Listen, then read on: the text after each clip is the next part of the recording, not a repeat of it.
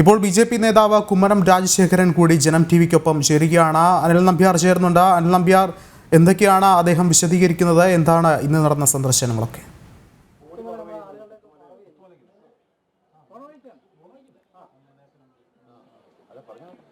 ബി.ജെ.പിയുടെ മുൻ സംസ്ഥാന അധ്യക്ഷനും മിസോറാം മുൻ ഗവർണറുമായ ശ്രീ കുമ്മനം രാജശേഖരൻ ഇപ്പോൾ ദുരന്ത ബാധിത പ്രദേശങ്ങൾ സന്ദർശിച്ചു. അദ്ദേഹം ഞങ്ങളോടൊപ്പം ചേരുന്നു.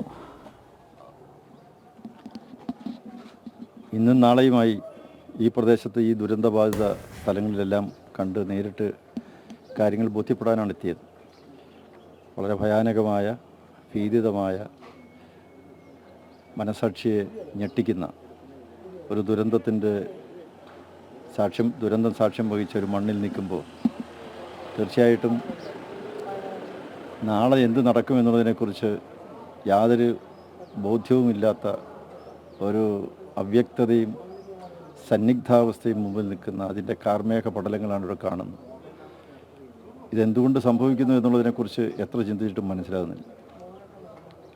ഇതേക്കുറിച്ച് മുന്നറിയിപ്പില്ലാഞ്ഞിട്ടാണോ, മുന്നൊരുക്കങ്ങളില്ലാഞ്ഞിട്ടാണോ, ഇതേക്കുറിച്ച് അറിയാവുന്നവർ പറയുന്നതെല്ലാം കേൾക്കാത്തതാണോ, എന്തുകൊണ്ടോ ഇതൊക്കെ സംഭവിക്കുകയാണ്. ഇനിയും നമ്മളിതെല്ലാം സഹിക്കണം, ക്ഷമിക്കണം, പൊറുക്കണം, അല്ലെങ്കിൽ ഇതൊക്കെ അങ്ങ് ഏറ്റുവാങ്ങണം എന്നൊരവസ്ഥയിലാണോ, അതോ ഇതിനൊക്കെ സ്ഥായിയായിട്ടൊരു പരിഹാരമുണ്ടോ? ഈ തരുണത്തിൽ ഈ ചോദ്യമാണ് ഉയരുന്നത്. ചിലർ പറയുന്നത് ദേശീയ ദുരന്തം ആയിട്ട് പ്രഖ്യാപിക്കണം, അവർക്കതിലാണ് ശ്രദ്ധ. പക്ഷേ ദേശീയ ദുരന്തമായിട്ട് പ്രഖ്യാപിച്ചാൽ എന്തൊക്കെ ആനുകൂല്യങ്ങളാണ് ഇവിടെ കിട്ടേണ്ടത്? അതങ്ങ് ചോദിച്ച് വാങ്ങിയാൽ പോരെ. ദേശീയ മഹാദുരന്തം എന്ന് ഒരു ദേശീയ തലത്തിൽ അറിയപ്പെടുന്ന ഒന്നാക്കി മാറ്റി എന്നുള്ളത് കൊണ്ട് മാത്രം എന്ത് നേടാനാണ്? ഇതിനേക്കാളൊക്കെ വലിയ ദുരന്തം നമ്മുടെ ഭാരതത്തിലുണ്ടായിട്ടുണ്ട്. വളരെ വർഷങ്ങൾക്ക് മുമ്പാണ് മധ്യപ്രദേശിൽ ഭോപ്പാലിൽ വിഷവാതകം ശ്വസിച്ച് 2000-ലധികം ആളുകൾ മരിച്ചത്. അന്നൊന്നും ഇല്ലാത്ത ആവേശവും ആവശ്യവും ഇപ്പോൾ ഉയർത്തിപ്പിടിക്കുന്നത് എന്തിനാണെന്ന് മനസ്സിലാവുന്നില്ല. നമുക്ക് ദേശീയ ദുരന്തമാക്കണോ വേണ്ടയോ എന്നുള്ളതല്ല പ്രശ്നം. ഇവിടെ ഇന്ന് ഈ പാവപ്പെട്ട, ഈ എല്ലാം നഷ്ടപ്പെട്ട ഈ ജനസമൂഹത്തിന് എന്ത് ചെയ്തു കൊടുക്കാൻ പറ്റും? ഇവിടെ പുനരധിവാസ പ്രവർത്തനങ്ങൾ എങ്ങനെ നടത്താം? അവരുടെ ആരോഗ്യം, അവരുടെ ജോലി, അവരുടെ ജീവിതോപാധികൾ, അവരുടെ മുന്നോട്ടുള്ള ജീവിതം, ഇതിനെക്കുറിച്ചൊക്കെ വ്യക്തമായിട്ടുള്ള പദ്ധതി തയ്യാറാക്കി അത് നേടിയെടുക്കാൻ എന്ത് ചെയ്യണം? കഠിനാധ്വാനം ആവശ്യമാണ്. ഇതിനി ആവർത്തിക്കാതിരിക്കാൻ എന്ത് ചെയ്യണം? ഈ സമീപ പ്രദേശങ്ങളെല്ലാം പരിസ്ഥിതി ദുർബല പ്രദേശങ്ങളാണ്. ഈ പാരിസ്ഥിതിക ദുർബല പ്രദേശങ്ങളിൽ ഇനി എന്ത് ചെയ്യണം? ഇതിനെക്കുറിച്ചൊക്കെ വ്യക്തമായിട്ടൊരു തീരുമാനമെടുത്ത് മുന്നോട്ടേക്ക് പോകണം. ഇവിടുത്തെ പ്രശ്നം ഇച്ഛാശക്തി ഇല്ല എന്നുള്ളതാണ്.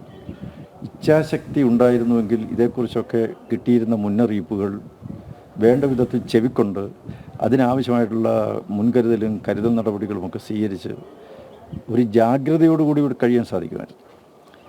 ഇപ്പോൾ ഭീതി വേണ്ട, ജാഗ്രത മതി എന്ന് എപ്പോഴും ഇങ്ങനെ പറയും. എന്താണ് ഈ ജാഗ്രത? ജാഗ്രത വെക്കണേ അറിയാവുന്ന ആൾക്കാർ ജാഗ്രതയോടുകൂടി പെരുമാറാനും അവരെ ആ തരത്തിൽ അലർട്ട് ചെയ്ത് അവരുടെ ജീവൻ രക്ഷിക്കാൻ ആവശ്യമായിട്ടുള്ള മുന്നൊരുക്കങ്ങൾ നടത്തണം.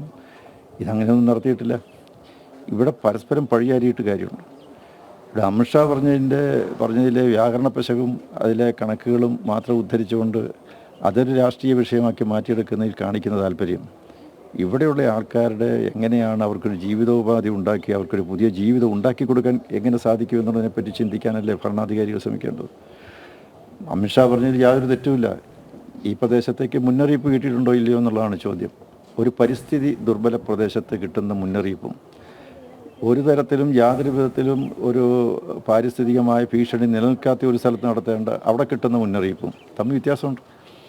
ഇവിടെ മുന്നറിയിപ്പ് കിട്ടിയിട്ടുണ്ടോ? ഉണ്ട്. 3 പ്രാവശ്യം മുന്നറിയിപ്പ് കിട്ടിയിട്ടുണ്ട്. അതുപോലെ തന്നെ ഇവിടെ മുൻകൂട്ടി തന്നെ NDRF-നെ അയച്ചിട്ടുണ്ട്. ഇതെല്ലാം അമിത്ഷാ പറഞ്ഞ കാര്യങ്ങളാണ്. അതിലൊരു തെറ്റുമില്ല. റെഡ് അലേർട്ട് കിട്ടിയില്ല എന്ന് പറയുന്നു. റെഡ് അലേർട്ട് തന്നിരുന്നെങ്കിൽ പറയുക ഇതുപോലെ വേറെ ഇവിടെ നിന്ന് ഇത്രയധികം നാശനഷ്ടം ഉണ്ടാകുമെന്ന് മുൻകൂട്ടി പറഞ്ഞില്ല എന്ന് പറയും. ഇങ്ങനെ പറയാൻ നമ്മൾ വഴി കണ്ടെത്തുകയും സമാധാനം പറയുന്നതിനെക്കുറിച്ച് മാത്രം ആലോചിക്കുകയും എന്തെങ്കിലുമൊക്കെ പറഞ്ഞ് തടിതപ്പി രക്ഷപ്പെടാൻ ശ്രമിക്കുകയും ഒക്കെ ചെയ്യുന്നത് വാസ്തവത്തിൽ മനുഷ്യദ്രോഹമാണ്. ഈ നാട്ടിലെ ജനങ്ങളോട് ചെയ്യുന്ന ദ്രോഹമാണ്.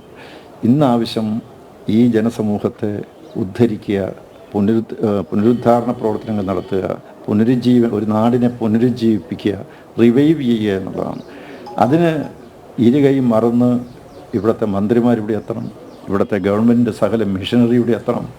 അങ്ങനെ വളരെ സമഗ്രമായ ഒരു പദ്ധതി, ഒരു കോംപ്രിഹെൻസീവ് ആയിട്ടുള്ളൊരു വൻ പദ്ധതി തയ്യാറാക്കണം. ഇതിനെക്കുറിച്ചൊക്കെ ചിന്തിക്കണം. എല്ലാ രാഷ്ട്രീയ കക്ഷികളും എന്തുകൊണ്ട് വിളിച്ചു കൂട്ടിക്കൂടാ? എന്തുകൊണ്ട് ഈ രാഷ്ട്രീയ കക്ഷികൾ എല്ലാവരും ഒരുമിച്ചിരുന്ന് ചിന്തിച്ച് ഇതിനൊരു പരിഹാരം എന്നുള്ള നിലയ്ക്ക് കേന്ദ്ര സർക്കാരിനെയും കേരള ഗവൺമെൻറ്റിനെയും സമീപിച്ചുകൊണ്ട് ഈ പ്രശ്നത്തിന് ഒരു ഉത്തരം കണ്ടെത്താൻ എന്തുകൊണ്ട് ശ്രമിക്കുന്നില്ല? ഇതൊക്കെയാണ് ഇന്ന് ഇവിടെ നേരിട്ടുകൊണ്ടിരിക്കുന്ന പ്രശ്നങ്ങളെന്ന് എനിക്ക് തോന്നുന്നു. ദുരന്ത ബാധിത പ്രദേശങ്ങളിലൂടെയുള്ള ഞങ്ങളുടെ യാത്രയിൽ കണ്ടുമുട്ടിയ പ്രദേശവാസികൾ ഒന്നടങ്കം പറയുന്നു അവർക്ക് യാതൊരു മുന്നറിയിപ്പും കിട്ടിയിട്ടില്ല എന്ന് ആവർത്തിച്ച് പറയുന്നു. അതെ, അതുതന്നെയാണ് വസ്തുത. മുന്നറിയിപ്പ് നൽകിയിരുന്നോ എന്നുള്ള ചോദ്യത്തിൻ്റെ ഉത്തരവുണ്ട്. പക്ഷേ ഇവിടുത്തെ ജനങ്ങൾക്ക് അത് സംബന്ധിച്ചുള്ള മുന്നറിയിപ്പ് കൊടുത്തിരുന്നു. അതാണ് മുന്നൊരുക്കങ്ങളും മുന്നറിയിപ്പുകളും ഇവിടുത്തെ ജനങ്ങളെ സംബന്ധിച്ചിടത്തോളം ഉണ്ടായിരുന്നു. ഗ്രൗണ്ട് റിയാലിറ്റീസ് എന്താണ് ഇവിടുത്തെ എത്തിക്കഴിയുമ്പോഴാണ് നമുക്കിത് മനസ്സിലാക്കാൻ കഴിയുന്നത്. ഇവിടുത്തെ ജനങ്ങൾ ഇതിനു മുമ്പ് അനുഭവിച്ചിട്ടുള്ളവരാണ്. ഇത് ആദ്യമായിട്ട് നടക്കുന്നൊരു കാര്യമല്ല. ഇവിടെ ഇതിനു മുമ്പും ഉള്ള ഉരുൾപൊട്ടൽ സമയത്ത് ഞാൻ ഈ പരിസര പ്രദേശത്ത് എത്തിയിട്ടുണ്ട്. ഇതിന് തൊട്ടടുത്തുള്ള പുത്തുമലയിൽ ഈ പറഞ്ഞ ദുരന്തം ഉണ്ടായപ്പോൾ അവിടെ എത്തിയിട്ടുണ്ട്. പക്ഷെ പാഠം പഠിക്കുന്നില്ല. ഇതുപോലെ ഇതൊരു ലാൻഡ് സ്ലൈഡ് പ്രോൺ ഏരിയയാണ്. അതായത് എപ്പോൾ വേണമെങ്കിലും ഉരുൾപൊട്ടൽ സാധ്യതയുള്ളൊരു പ്രദേശത്താണ്. അങ്ങനെ സാധ്യതയുള്ളൊരു പ്രദേശത്ത് എടുക്കേണ്ട മുന്നൊരുക്കങ്ങൾ എന്താണ്? മഴക്കാലമാണ്, എല്ലാവർക്കും അറിയാവുന്ന കാര്യമാണ്. മഴക്കാലമാണ്. ഇവിടെ എപ്പോൾ വേണമെങ്കിലും അതിശക്തമായ തീവ്രമഴ ഏത് അവസരത്തിലും ഉണ്ടാകുന്ന സ്ഥലമാണ്. അങ്ങനെ ഉള്ള സ്ഥലങ്ങളിൽ മേഘവിസ്ഫോടനങ്ങൾ ഉണ്ടാകാൻ സാധ്യതയുള്ളതാണ്. ഇങ്ങനെയുള്ള പരിസ്ഥിതി ദുർബല പ്രദേശങ്ങളിൽ സംഭവിക്കാം. എന്തും സംഭവിക്കാൻ സാധ്യതയുള്ള സ്ഥലങ്ങളും ഒന്നും സംഭവിക്കില്ല എന്ന് നമുക്ക് വളരെ അങ്ങേയറ്റത്തെ നിശ്ചയദാർഢ്യത്തോടുകൂടി പറയാൻ കഴിയുന്ന സ്ഥലങ്ങളിലും എടുക്കേണ്ട ഒരേ നടപടിയാണ്. രണ്ടിടത്തും അലർട്ട് കൊടുത്തു എന്നുള്ളത് ഒരുപോലെയാണോ പെരുമാറേണ്ടത്? അല്ല. ഇവിടുത്തെ കാര്യത്തിന് പ്രത്യേകമായ മുൻഗണന നൽകി പ്രത്യേക ശ്രദ്ധ കൊടുത്ത് ഇവിടെ അതിനാവശ്യമായിട്ടുള്ള ശക്തമായ നടപടികൾ സ്വീകരിക്കാൻ സർക്കാർ തയ്യാറാണ്. ഇവിടുത്തെ ജനങ്ങൾ പറയുന്നത് ശരിയാണ്. ഇവിടെ ഞങ്ങളോട് ആരും ഇത് കാര്യം പറഞ്ഞില്ല. ഇത് എന്തെങ്കിലും ഒരു ചെറിയ മുന്നറിയിപ്പ്, ഇങ്ങനെ അലേർട്ട് എന്ന് പറഞ്ഞു കഴിഞ്ഞാൽ ചെയ്യേണ്ട കാര്യങ്ങളുണ്ട്. അതിനൊരു പ്രോട്ടോക്കോൾ ഉണ്ട്, അതിനൊരു ഗൈഡ് ലൈൻസ് ഉണ്ട്, അതിന് എന്തൊക്കെ ചെയ്തിരിക്കണമെന്നുള്ളതുണ്ട്. ആ കാര്യങ്ങൾ ചെയ്തോ? യെല്ലോ അലേർട്ടേ ഉള്ളൂ, റെഡ് അലേർട്ട് ഇല്ലെന്ന് പറയും. ശരി, യെല്ലോ അലേർട്ടിന് ആവശ്യമായിട്ടുള്ള നടപടിക്രമങ്ങൾ ഇവിടെ പൂർത്തിയാക്കിയിട്ടുണ്ടോ? ഇല്ല, അതും ചെയ്തിട്ടില്ലല്ലോ. അപ്പോൾ ഒന്നും ചെയ്യാതിരുന്ന് സകലവിധ ദുരന്തങ്ങളുടെയും ഉത്തരവാദിത്തം ഏറ്റെടുക്കേണ്ടി വരുന്ന സന്ദർഭത്തിൽ അതിൽ നിന്ന് ഒഴിഞ്ഞു മാറി തടി തപ്പി രക്ഷപ്പെടാൻ വേണ്ടിയിട്ട് അത് ഇതും പറഞ്ഞ് മറ്റുള്ളവരെ പഴിയായിരുന്ന ഈ ഒരു തന്ത്രം ഇത് ഈ പ്രാവശ്യം വിലപ്പോവില്ല. വളരെയധികം നന്ദി. ശ്രീ കുമ്മനം രാജശേഖരൻ പറഞ്ഞതുപോലെ ഇതുപോലുള്ള ദുരന്തങ്ങൾ ആവർത്തിക്കാതിരിക്കാനുള്ള നടപടികൾ ആണ് ഭരണകൂടത്തിൻ്റെ ഭാഗത്തു നിന്ന് ഉണ്ടാവേണ്ടത്.